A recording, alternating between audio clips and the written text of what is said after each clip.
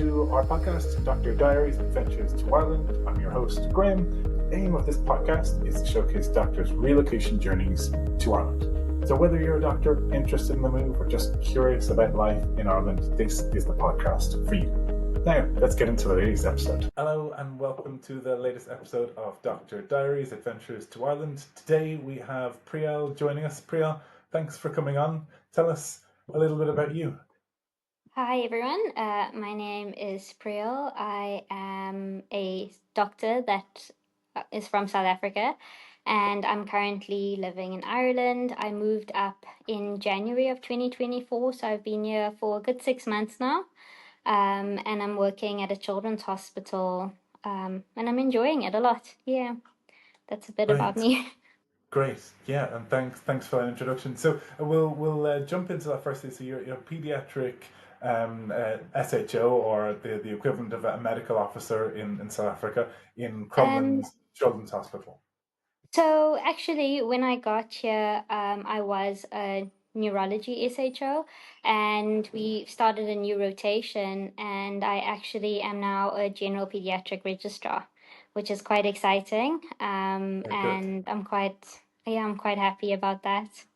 You've stepped up from SHO to Yeah, registrar in a matter of 6 months. Well done. yeah. Yeah, When I got here, I started off in neurology, and the team was they were so supportive and so helpful, and I learned so much. And by, I would say, late June, I think I felt quite ready to step up, and I'm glad that they thought so as well. So yeah, this is my first week as a registrar. amazing. So you're in the thick of it already. Can we take us back to when we first made contact, and I tempted you to the idea of the move across to Ireland? Yes, definitely. So this was about, I think, last year, July, was when me and my partner decided that we'd like to come over to Ireland. He's a chartered accountant, so he had the opportunity to move with PwC here. Right. But I obviously I went through Match Medics, and can't remember who reached out to, but I found it very easy. I think within a few days of me showing interest, you contacted me and we set up a Zoom meeting, and you took me through exactly what I would need to be able to move over. And I think what I really liked was that you showed me that there were so many opportunities and that it was possible, and if we just followed like a plan, it would all work out, and thankfully it all did. And I guess the key ingredient we can share is that true grit, isn't it? To get through that registration with the Irish Medical Council, it's an admin task in itself, isn't it? And managing the HPCSA, which is the South African Medical Council, and the Irish Medical Council to get that full registration through, that's the hard part of that preparation, isn't it? Yes, definitely. I think what we started off by doing was the IELTS exam. I think that was like the Yeah. first step, if I try to remember back. And then after that, it's just like submitting your medical degree, your academic transcript, your internship duty certificate was quite important, and the certificate of good standing with the HPCSA. And then what was nice was just it was an easy process to form an account with the Irish Medical Council and just upload all the documents. And then after that, it was a bit of a waiting game until I was offered the job here at CHI. And I think also what really, really helped was after I got the job, the compliance team that you put up really, really helped, because at least that gave a structure, and they helped me with my work permit, with whatever documents I needed, whether it was police clearance or another certificate of good standing, and just getting through with the Irish Medical Council and getting them to expedite my application. I think that when you make such a massive move, you need a lot of support, and I really think that you and your team did that for me, and I'm very grateful. Gosh, well, we'll take that, and thank you. You've taken our listeners through step-by-step guide. I don't know, do you want to work with us, Priyal, because you know the ins and outs Oh, of definitely. the Irish Medical Council registration process. So you've given quite an insight, and you mentioned it is, yes, there's it's an admin heavy task, and there is a bit of a waiting game, but there are also, a doctor can do, and the team of match medics and your prospective employer can do to speed up that process, and try and reduce that waiting time, and ultimately get past that bigger piece, which is the registration, and get to the exciting part, which is the interviews, and the getting that news of the job offer, and then ultimately moving across here to Ireland. So bring us up to date in terms of your first week on the job. How are you feeling? Moving from SA, starting in what quite a big teaching hospital in Dublin city centre, and bringing your pediatric knowledge from your time in South Africa. Talk us through your first week there in Crumlin. So definitely the first week was met with a lot of excitement and anxiety. Yeah, But soon after starting, I first realized that there's a lot of similarities between practicing medicine in South Africa and practicing medicine here in Ireland, which I okay. think helped a lot.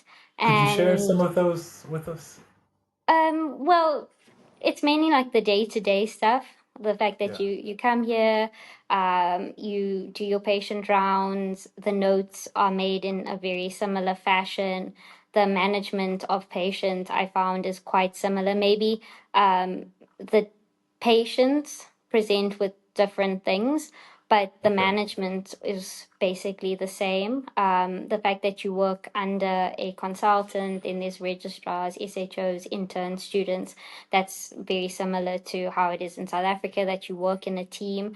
And again, because it's a teaching hospital, you do get a lot of teaching. There's grand rounds, there's journal clubs, and your consultants are like your mentors whenever you feel stuck, whether you want to take the next step in your career, or you want to find out more about what the possibilities are for your career here in Ireland. They're always happy to help.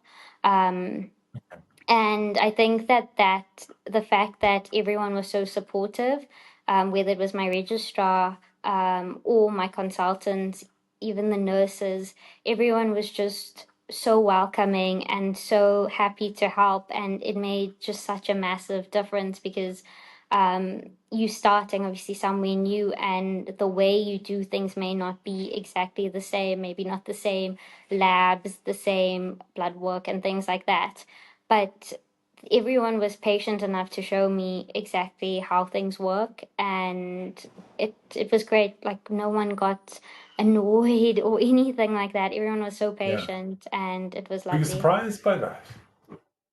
um I don't know if I was surprised, but I just came in with no expectations. And Okay. I was then, I guess, like pleasantly surprised. 'Cause I didn't Yeah. know what to expect really. I was just hoping that with whatever I came with, whatever knowledge I had in South Africa, um, was going to help, and that did help. But all the other stuff, like how to get through day-to-day things, you need people to show you, and you can't do it alone. And Sure. everyone was so happy to help, which was great. Okay. And you mentioned there's you've noticed a difference in the type of patients, or the illnesses they're presenting with. Talk us through that, or if you can give us one example, perhaps that you may not have had as much experience in SA, to what you're dealing with now. So, look, I was in neurology, and maybe Yeah. that's why, but I found a lot of our patients had rare syndromes or genetic diseases, and obviously in neurology, a lot of patients do have that. But it was very interesting to me because it's like those are things that you just see in textbooks, and here I was seeing these patients. Um, and I think what was great was also the parents because they know so much about the children and exactly what the diagnosis is, how to manage it, and I don't know, I found it just very like heartwarming and very interesting that all these patients with all these rare genetic diseases have such a long lifespan, and it's great. Like whatever we're doing is making a difference, and that's wonderful. Amazing, and that makes, like you say, the work worthwhile, isn't it? That Yes, no, you're actually definitely. It's making a positive extremely, impact. yeah, it's extremely rewarding. And I guess for yourself, as you rightly mentioned at the very beginning, you're already progressing through the ranks here. I wonder, what further ambitions do you have? Do further membership exams, or hopefully at some point get on the training program. Oh, definitely. So once I got here, I think within the first month of working, I already knew that I would like to stay in pediatrics. Okay, So I know great. there are three membership exams, and I've written and passed the first one already, which was great. Congrats. So Yeah. now I just, But oh, there's thank no you. waiting around, Priyal. You're keen to Yeah. just tick all those boxes as quickly as you can. Um, and and yeah, so there's the next two to write for pediatrics. The first one is a multiple choice paper. The second one is both short answers and multiple choice, and the third one is a clinical exam. And I don't think there's like too much of a rush to do it all at once. If people are wondering, you can do it when you feel ready. I just enjoyed it so much that I thought, why not? Yeah. And then there is a bit. You enjoyed the exam, Priyal. That's what makes doctors very different to many other professions. You're forever doing exams. You're forever progressing yourself professionally, and the love of exams. I can't say I shared the same love with you. I think maybe not the love of the exam itself, but I did enjoy learning. Sure. And everything that you learn, you can apply to all your patients. So I think knowledge is a great thing to have, especially in medicine. Absolutely. So it was enjoyable for me. Absolutely. And if I could ask then, closing off on the career side of things, if let's say there was another recent comm server who's has done a stretch in pediatrics, hopes to perhaps move to Ireland, what piece of advice would you give them career wise, in terms of progressing further in pediatrics here in the Irish system? I think, well, firstly, I think they should get in contact with you because you really helped that dream of mine to come true. Rather than having to work in an emergency department, I got the opportunity to go straight into pediatrics, which was great. The second piece of advice is I would just do a lot of research on what steps you would need to take to become like a pediatric consultant if that's the end goal. Okay. Because you have to write the exams, you have to do the BST, which is a basic specialist training for 2 years, and then after that you apply for higher specialist training, which I think can take about 4 to 5 years. So Yeah. it's quite different from, let's say, in South Africa, where after ComServe, you can apply straight into the Reg program, and the Reg program is about, I think, also about 5 years. But there isn't the basic specialist training in between, which here there is. So I think that people should just do research and see if it is for them. I think for me, I just feel like training is training, and whatever training you get, if it's going to make you a better doctor and take you to that end point, you even like as a consultant, you're still going to learn, you're still going to do extra stuff. So whether you're doing a BST and an HST or going straight into a Reg program, the years are still going to pass. Whatever makes you a better doctor is what you should focus on, I guess. Yeah. So I would say That do seems the to be research. your common mission, isn't it? Yeah. You want to just do things to become better at the job that you're doing, and become a better doctor and give better care to your patients. It's very admirable. So Thank thanks for you. sharing that. So we might jump into our quick fire questions now, if that's okay with you. Tell me, you're only here 6 months, but I'm sure you've done some exploring with your husband. Where in Ireland, if you were to pick your favorite place, where would that? So I think my favorite place so far would be Hoth. I don't know if it's pronounced Hoth or Howth, but Yes. it's Yeah. definitely been my favorite Host, place. you got it, Uh, you got it right. I know there's so we make it difficult for all of you guys coming in with our unusual names at times, but you everyone that tends to say Houth, but you got Hoth right first time round, so well done. thank you. Yeah, So definitely by far my favorite place. It was so beautiful, and me and my husband really enjoy being outdoors, doing hikes and those kinds of things. And it wasn't too far from Dublin, so we didn't have to travel too far to get there. yeah. And it was stunning. It was very, very beautiful. So yes, definitely my favorite place so far. Amazing, yeah, and it's a lovely, lovely part of Dublin, and loads of seafood restaurants, and plenty Yeah. of places to drink and eat. So it's a no, lovely, lovely spot to go on your time off.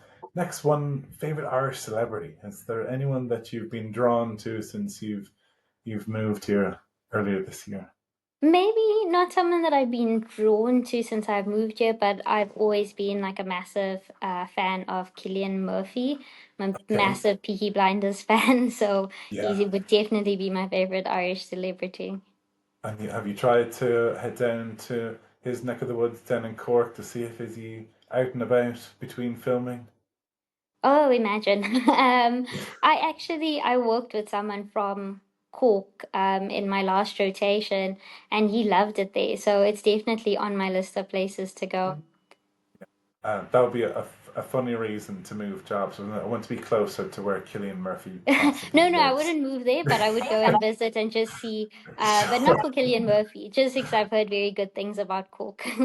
Yeah, very good. Okay, and tell me your favorite Irish slang or phrase that maybe when you first heard it, you thought, "What are they talking about?" But now you discovered it's something you really like. um,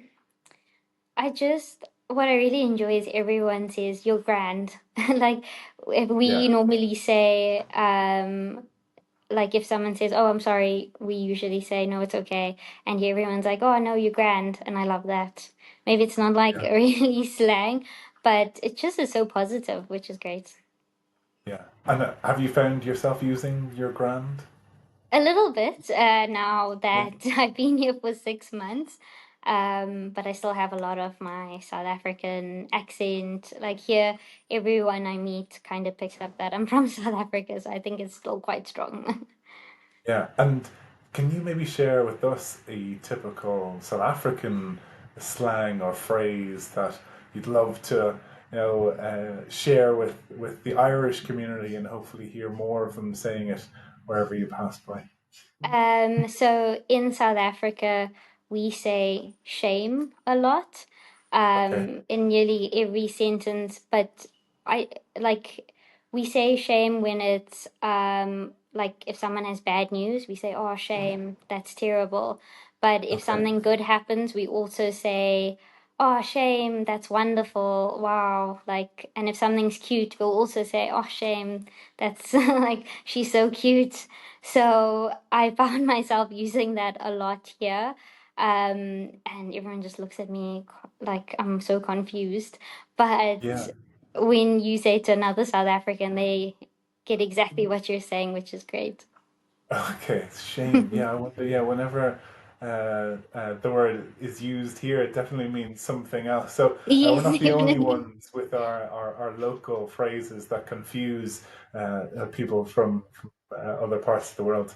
And tell me, what home comforts or what things maybe that you brought across with yourself and your husband when you moved here that just remind you of home? Um, So for us, well, we bought a lot of things actually. We bought a container, so our house almost Okay. looks very similar to what it did in South Africa.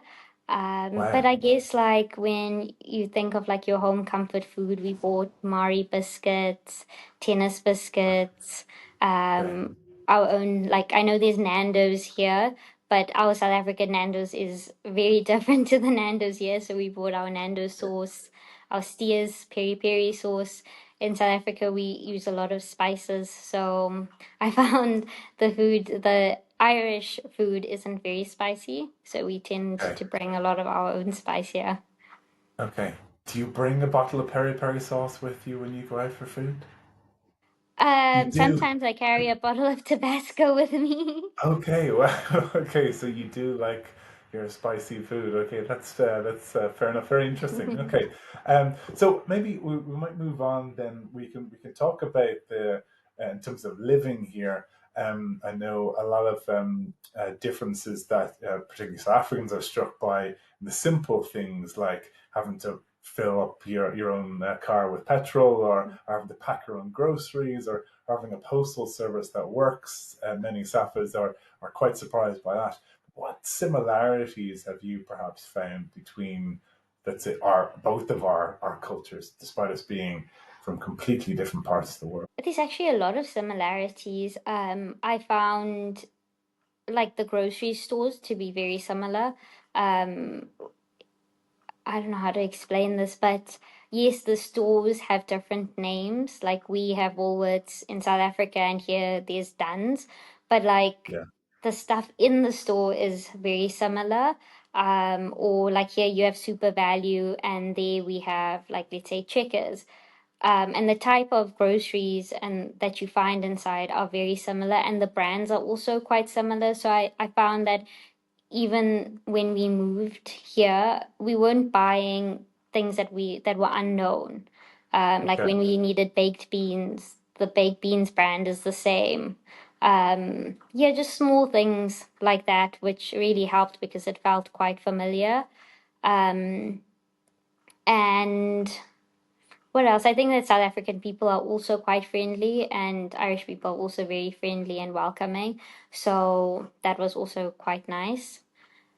Let me think of other similarities. Oh, the highways. The highways here are also like M1 and things like that. And in South Africa, it's also there's like an M1. And okay, sometimes like if you're on the highway and the boards here are also blue, and in South Africa they're also blue, sometimes you can almost forget that it's not like yeah, the same highway. So that's very similar. okay. Yeah, and in South Africa we drink tea a lot, and in Ireland everyone drinks tea as well. So that Well, was dare we quite delve nice. into the big debate of Irish tea, and that is either Barry's or Lions. Which side or which team are you with? Lines for sure. Okay, straight away, Priyal, straight away. So yeah, I think there are like small things that are quite similar.